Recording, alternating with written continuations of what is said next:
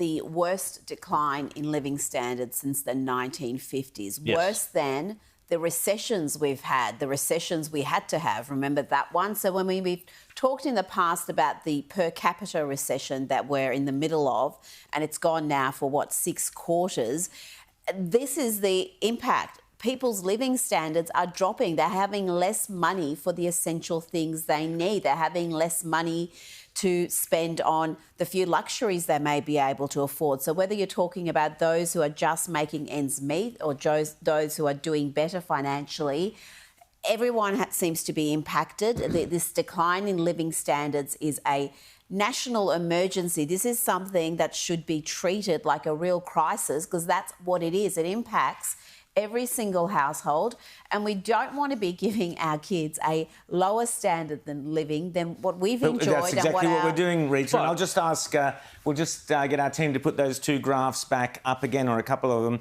The first one, which shows the living standards have come to a shuddering halt, which shows right at the top of the chart. It'll come up on the screen in a second. There you go. You see the living standards. There's the Australian history that we've all lived through, all those great years of our lives going up and up and up, and then you get to a peak. Then you get the Albanese government coming in, and wow, look right at the top of the chart there. There's your big fall down. And what we're seeing there, as Rita said, worst decline in living standards since the 1950s. There's a reason for this, and the reason is very simple. It's that Jim Chalmers is a clown. He is clueless. He doesn't know what he's doing. They're spending more and more money at the same time as the Reserve Bank, whose job it is to make sure that inflation is kept under check. They're trying to keep inflation under check here, while at the same time, the Labor government, Chalmers, is spending money here, which is driving up inflation. It's a circus act. It's a clown act. Rowan, you're missing out one bit here. You're missing out one bit. Energy. Yes, so it's not just these. It is not just the spending money that is doing it. It is the deliberate attempt to make your energy bills higher through the renewable transition that everybody knows is costing more money. We saw Ted O'Brien revealed the figures from the economics firm the other day. $500 billion more that renewable transition is going to cost us, and that's before it hits our bills.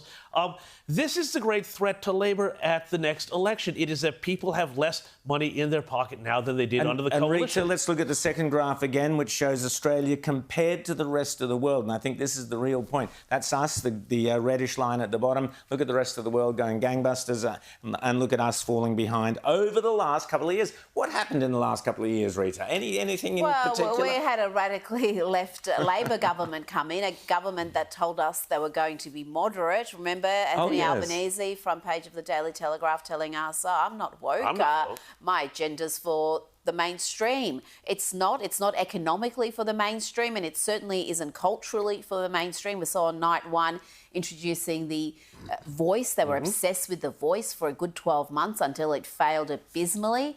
And everything they do in their economically is from the neo-Marxist book. That's how they understand the world. That's their worldview. Anthony Albanese has been in the socialist left faction of the Labor Party pretty much his entire adult life. So this is who they are. You can't change people just because they say, I'm going to be moderate, I'm going to be responsible economically. It's not going to happen. This is not who they are.